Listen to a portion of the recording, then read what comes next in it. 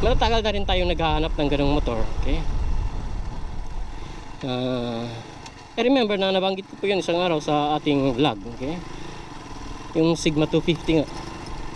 So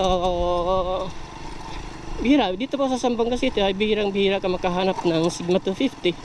Welcome to my party, we're just getting started. A life is a dream or a nightmare scarring. Hand me a drink cause I think I'm going all in.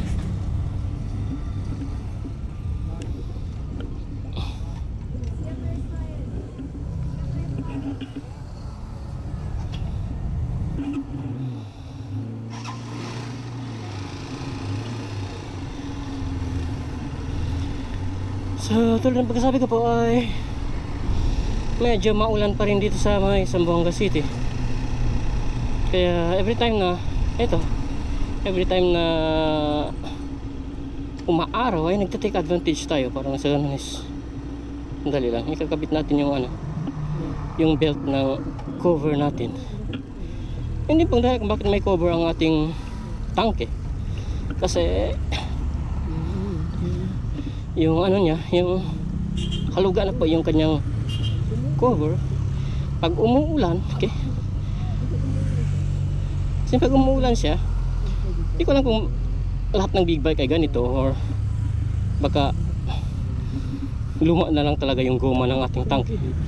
Pinapasok po siya ng tubig, at pinapasok siya ng tubig, pumapasok sa carburetor ang tubig, ay hindi po mag-i-start ang inyong Explorer 200. Yun po ang isa sa sakit niya. So solusyon dyan is bumili po kayo ng bagong tank cover. Kaya yung cover ng tanke, okay, yan, bumili kayo. Pero sa ganun is maiwasan nyo po yung nangyayari sa atin. Or ito, bumili lang kayong cover na ganito. By the way, hindi ko alam kung saan tayo pupunta. Punta pala tayo sa super highway. So yun, at least meron tayong gasolina. Medyo malayo-layo po yun. Okay, at medyo remote area siya. Kaya kailangan natin magpagasolina bago tayo makaabot doon or bago tayo makalapit doon. Kasi unang-una ay wala pong gasoline station doon. So may bandang doon lampas sa may ito, super highway na rin po to. Okay, karugtong niya. Kaya lang dito medyo malapit na sa town. Okay, malapit na sa barangay, kaya may gasoline station. So pag doon ka na sa gitna-gitna ng super highway, wala kang mahanap na gasoline station. Nakakatawa nga. So, super highway nga, tapos walang gasoline station. So understandable naman po yun, kasi sa mga area na yun ay wala pang kuryente. Kasi hindi pa dumadalo yung mga kuryente doon, kaya siguro yung mga gasoline station ay medyo nagtataka rin kung saan sila kukuha ng power para sa kanilang mga pump, di ba? Kaya yun siguro ang isa sa dahilan kung bakit wala pang gasoline station sa mga area na yun. Pero anyway, doon nga tayo pupunta, kaya nagpagasolina tayo ahead. Okay. Pero itong Explorer na 200 po ay hindi naman masyadong kalas sa gasolina.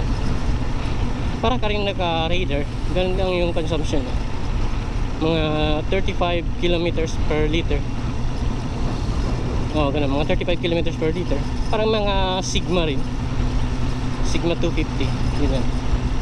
So yung mga Sigma 250, I think nasa ganun din, mga 35 kilometers per liter yung consumption. So hindi naman siya masyadong magastos talaga sa gasolina actually.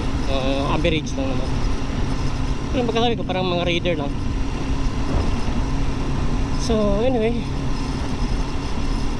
yun nga, puntahan natin yung area na yun, yung Sunset Boulevard na yun. Sunset Boulevard yun. Sunset Boulevard, pero sa gitna ka ng bundok. So taas ka ng bundok. Maganda yung view dun, lalo na pag halimbawa sa sunset na. So dun namin brinake-in yung yung motor ni Mrs. Kasi yun lang yung malayong area na mapunta mo dito sa Zamboanga City. Well, actually marami pa naman area na mapuntahan mo, pero doon ay pag halimbawa hapon, maraming mga nagbebenta-benta ng mga pagkain. May mabiling ka mga pagkain. Wala lang gasolina. Yun lang ang problema. Yung gasolina yung wala. O siguro hindi na ka nakakita. Minsan kaya pag may makita kang mga tindahan o mga tindahan, meron din naman po nagbebenta ng mga gasolina na anong tawag doon, yung botelya, yung parang anong tawag, yung tinatawag nilang menudo. Parang menudo siya. Maganda po yung daan dito, maganda pag banking, pero pag oras na kamali ka sa curve mo, diretso ka sa pangpang. Kasi walang barrier. Okay lang kung may barrier, mawawasak lang yung motor mo, hindi ka mahuhulog. Pero yun, walang barrier. Pag nag-slide ka sa banking mo, diretso ka sa baba. So hindi ko po alam kung ilang kilometers yun, pero medyo siguro, estimate mga siguro mga 7 to 8, mga 8 kilometers mula ngayon. Okay, mula dito 8 kilometers yung layo na papunta doon. Kasi parang lalampas ko ng bundok eh. Ito bundok po yung dinadaan na, nasa taas po tayo ng bundok. So parang bundok po ito na ginawa nilang daanan, ginawa nilang super highway nga. So 4 lane po ito, 4 lane, kaya hindi pa natatapos. Hindi tinatapos pa yung daan. Yan, meron pa yung extra doon, i-extend pa yan nila. Kaya yung isang bridge ginagawa pa, may bridge po yan dyan para maging 4 lane na talaga. Ito yan, bridge yan.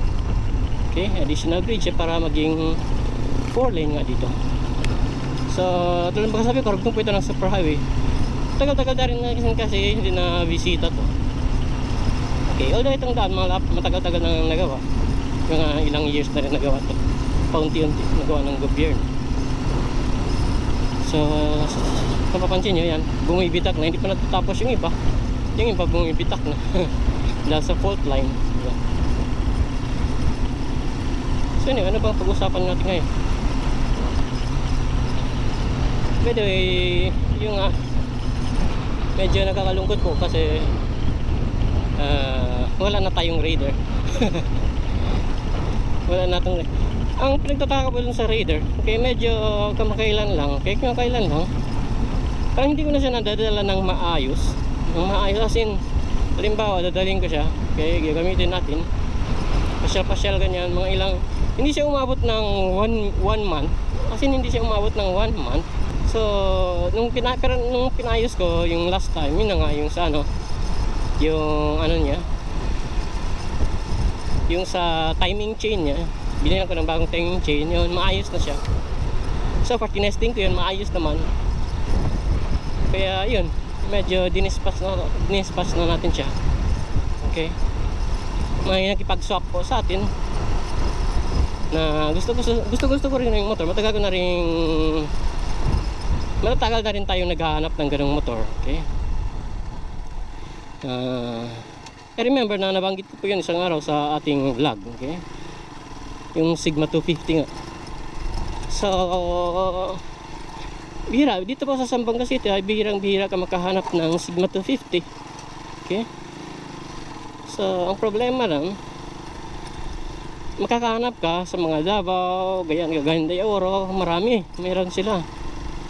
Yung second hand po ang tinutukoy ko, yung may gumagamit. So yun nga, yung nakipag-swap sa atin sa ating Raider ay dito, taga dito mismo sa Zamboanga City, taga dito siya. If all the